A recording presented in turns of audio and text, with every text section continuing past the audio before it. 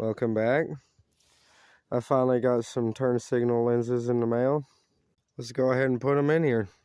These have a cork gasket in between the bucket and the lens. I ended up just cutting mine out of a sheet of cork gasket maker. Turned out pretty good. You can order them, but I'm cheap.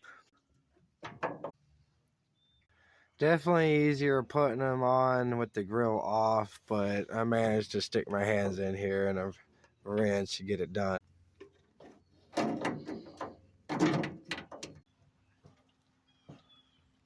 All right, time to plug them on in now. Looks pretty good. Subscribe if you like what you see.